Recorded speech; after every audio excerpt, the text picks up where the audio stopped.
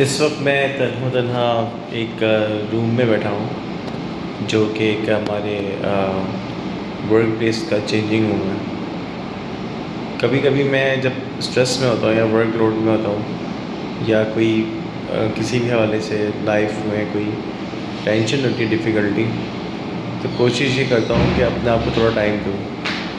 उसका best solution में ये मुझे लगता है कि वो ये होता है कि आप जो हैं वो अलग कहीं जाकर अकेले तन्हाई में बैठें और अपने बारे में सोचें, आपने क्या मिस्टेक की है या फिर आपसे क्या गलती हो रही है या फिर आपको क्या टारगेट अचीव करना है।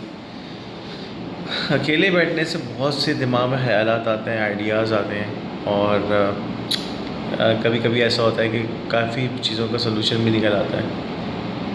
और जब आपका दिल बहुत भारी हो रहा होता है तो वो बड़ा हेल्पफुल होता है उसको हल्का करने में। अकेले बैठे हैं, रिलैक्स हों, थोड़ा टाइम स्पेंड करें, अपने आप को थोड़ा टाइम दें। एक कहते हैं ना कि यार लोग कहते हैं कि आपका अपना एक टाइम होना चाहिए, जो कि यूजुअली होता है कि वो आप अपना टाइम अपने आप को ही दें। Family is very important, no doubt. Family को एक टाइम देना बहुत ज़रूरी है और देना भी चाहिए।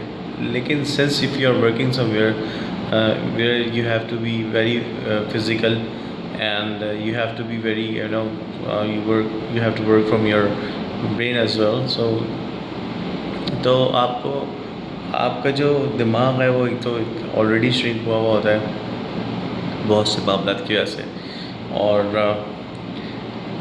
लोड की वजह से भी स्ट्रेस हो जाता है। अल्लाह का शुक्र है,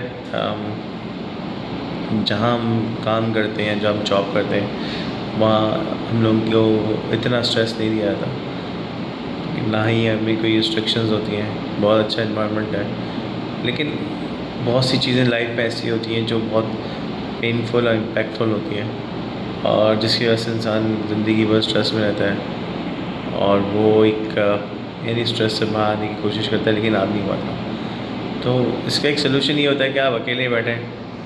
जैसे आप देख सकते हैं मैं अकेले बैठा हूँ, मेरे साथ यहाँ कोई भी नहीं है और ना इस तरफ ना इस तरफ कोई भी नहीं है और इवन इस तरफ भी कोई भी नहीं है, सब तो खाली पड़ा हुआ है। मैं कोशिश ये करता हूँ कि थोड़ा सा अपना आपको टाइम दूँ, अकेले बैठूँ, चीज़ें सोचूँ और इससे क्या होता है कि आपके दिमाग में बहुत सारे आइडियाज़ को सोचने का भी टाइम मिलता है कि अगर कोई आइडिया आ रहा है तो उसको हम इम्प्लीमेंट किस तरह करें।